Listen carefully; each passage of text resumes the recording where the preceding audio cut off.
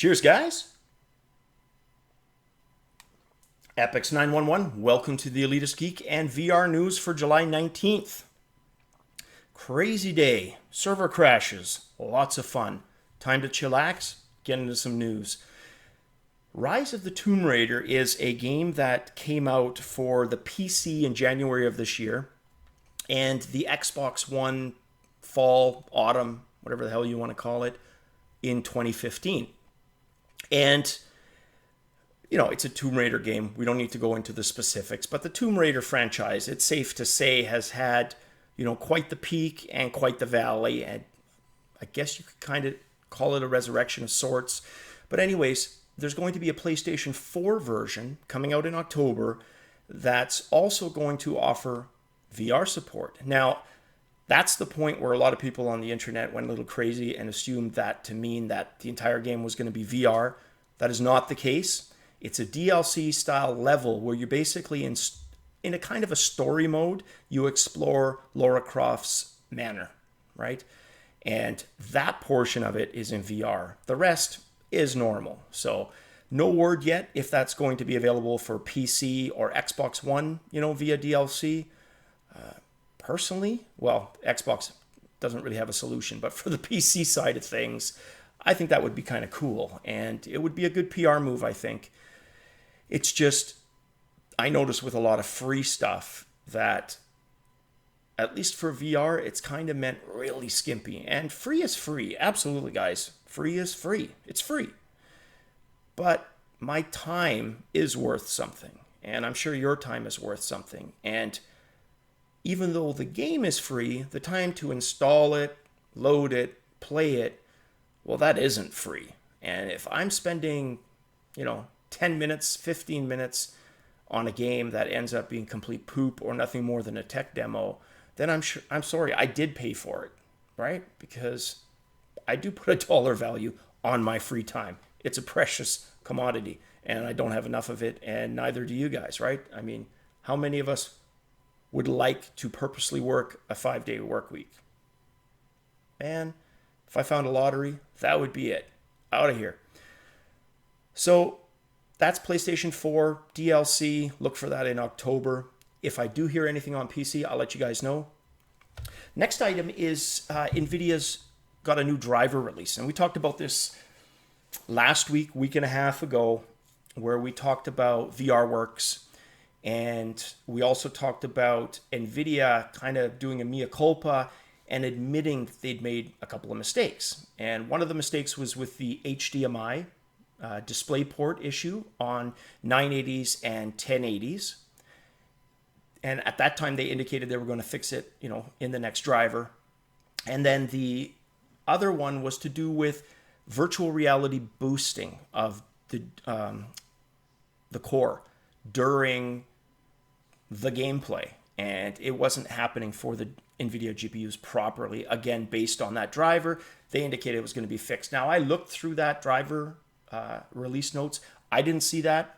Maybe I missed it, but it's something I'm going to test for. I'm curious. I want to check it out after this video. I will load it up. I've already installed the driver, but I'll load up some of the games that they talk about, because they specifically mention a few titles. They talk about VR Funhouse, which, case in point about what I was saying earlier. Yes, it's cool. It shows you some new technology. And yes, it's free, but that's 15 minutes of my life that, honestly, a video or a static screenshot would have probably done it justice. It's cool. Yeah, fine. You get to try some things, but really a stretch to call that a game. To me, it was a demo compilation. Tech demos, impressive, but that's what it was at the end of the day. And the other titles that they talk about are Everest VR, Obduction, which we're going to get to later, Raw Data, and the assembly. And that's the part that tweaked my interest, because when I played Raw Data yesterday, I hadn't updated my driver, right?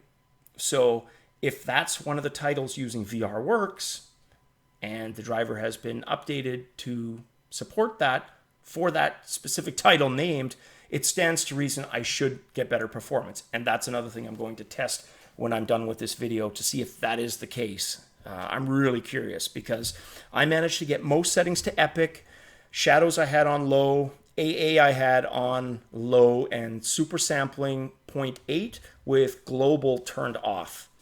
And I was managing 90. As soon as I tried to go up higher on the AA or the super sampling, it dropped to 45. And I started getting reprojection kicking in. So really curious about that. Again, I will test that, let you know.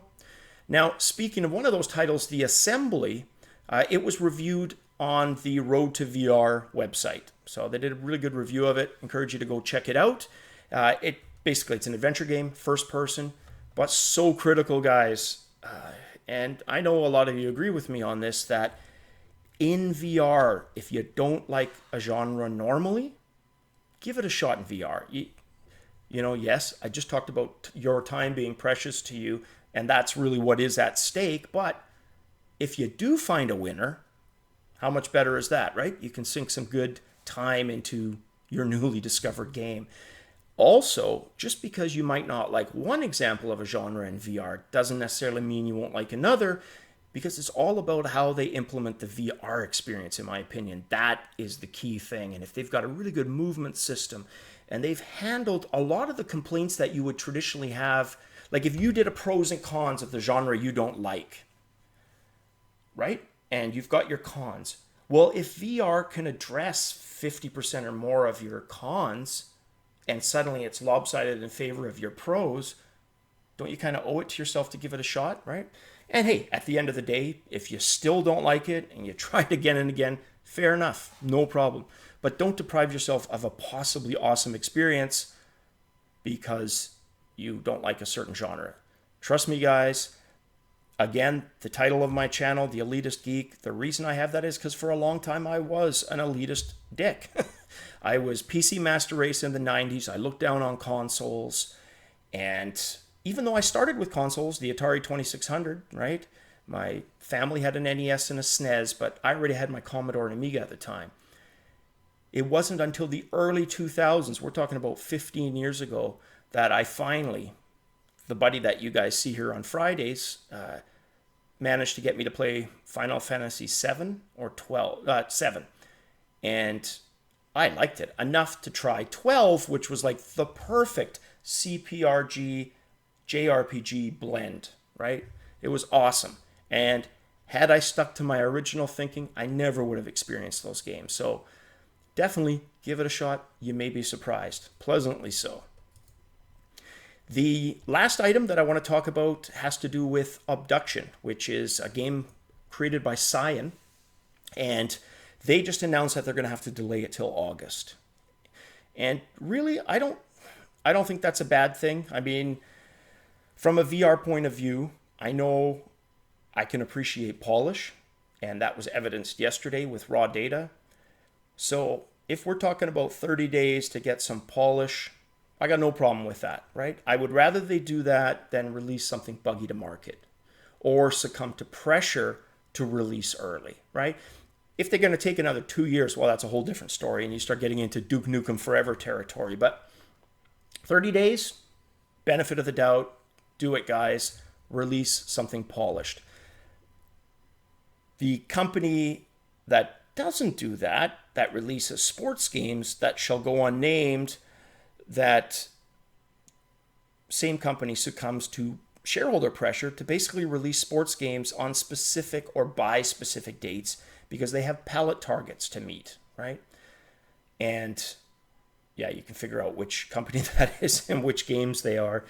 But it's nice and refreshing to see a company just say, look, we need 30 days. And same with No Man's Sky, which I hope is in that same category. When we finally get it, it will be polished. So look for that. That is, like I said, it's a Myst style game in VR. Looks to be really cool.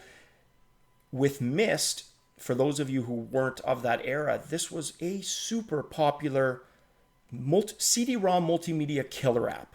It sold more CD-ROM drives than probably any game before, since, easily.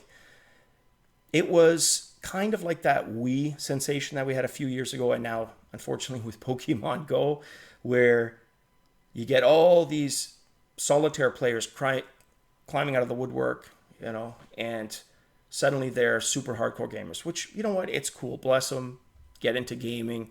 It just sucks that when the fad is gone, so are they. Stick around for a while. Keep us company, guys and girls. You know, I mean, we're here, and we'd love to chat with you. Don't just hang out for fads. So Myst was kind of like one of those. I personally, it wasn't my bag, but again, it sold a crap ton of CD-ROM drives. It had, I believe, Super VGA graphics at the time. It was an adventure game, and it had really mysterious / mystical new agey puzzles to solve, which kept it challenging for a lot of people. All right, guys, the other video I'm going to come out with probably tonight is a review video on a product that finally arrived, and that was the VR cover. So if you've been looking at the website, if you're sick to death of swapping sweat-soaked Vives and Rifts, check the video out. It'll be up later tonight. All right, guys, as always, cheers.